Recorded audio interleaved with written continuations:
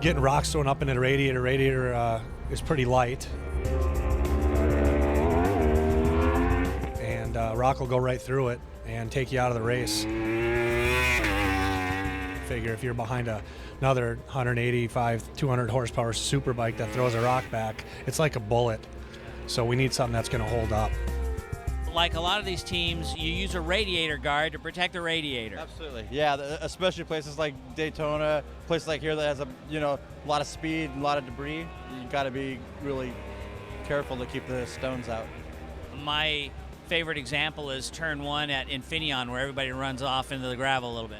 A little bit, and a big acceleration zone, a lot of rear wheel spin. You eat a lot of. It's a debris factor, yeah, for sure. So I was looking under there. You've got 2 radiators. We have an oil cooler and a radiator.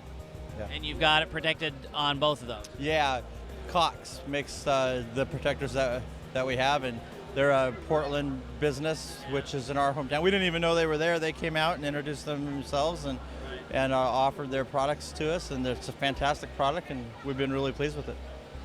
I mean, in your racing career, have you had radiator failures or seen guards save you? Oh, for sure. Yeah, I think we all use guards because we've had the failures, right? And we were using another product that we had just built ourselves, and his stuff just looks a lot nicer. It's a lot tighter, easier to install, and so it's all good. Very cool. Well, thank you very much for giving us an insight into your world. All right, but thank you. So we're going to look at one of your super bikes and about radiator guards. It's important to have a radiator guard on the radiator because the tires are so sticky they'll pick up rocks and throw them at the bike behind. And if you collect one in the radiator and it hits one of the rows that has the water in it that goes across, it can put a hole in it. And then your race is over pretty much. It takes a couple laps, but the water will leak out and then the bike overheats and you're done.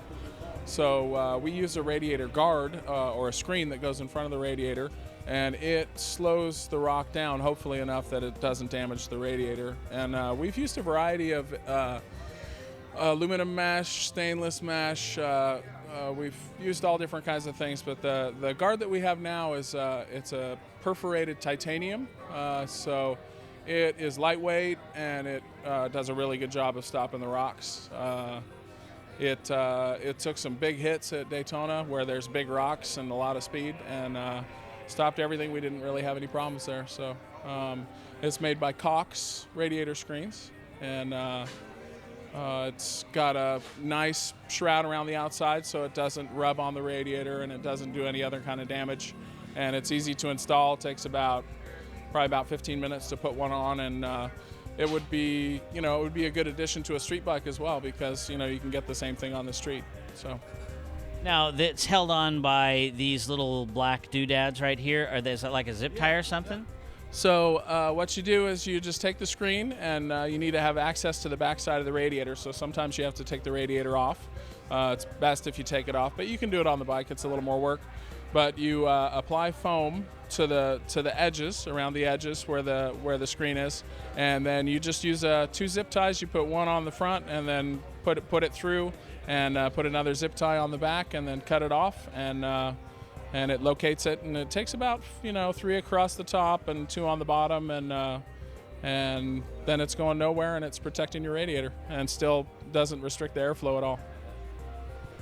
All right. Well, thanks for the scoop. Yeah, you bet. It's a good product, and some people give you things and you're like, but this one actually really does something for us. It helps out a lot. So we appreciate the product.